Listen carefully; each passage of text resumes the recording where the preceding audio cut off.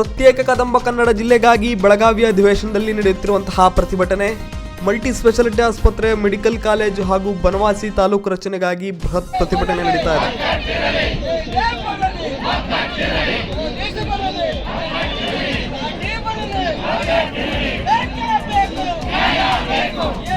ಬೆಳಗಾವಿಯ ಸುವರ್ಣಸೌಧದ ಅಧಿವೇಶನದಲ್ಲಿ ಪ್ರತಿಭಟನೆ ನಡೆಸುತ್ತಿರುವ ಹೋರಾಟಗಾರರು, ಬೆಳಗಾವಿಗೆ ಲಗ್ಗೆಯಿಟ್ಟಿರುವ ಸುಮಾರು 500ಕ್ಕೂ ಅಧಿಕ ಪ್ರತಿಭಟನಾಕಾರರು.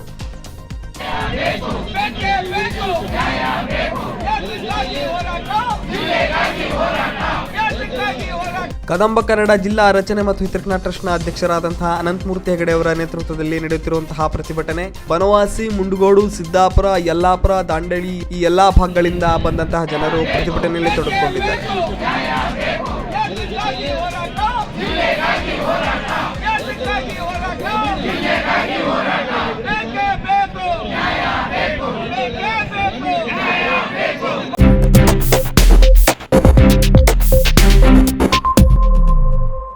ವೀಕ್ಷಕ ಮಹಾಪ್ರಭುಗಳೇ, ನಮ್ಮ ಚಾನೆಲ್ ಅನ್ನು ಸಬ್ಸ್ಕ್ರೈಬ್ ಮಾಡಿ, ಶೇರ್ ಮಾಡಿ, ಪ್ರೋತ್ಸಾಹಿಸಿ.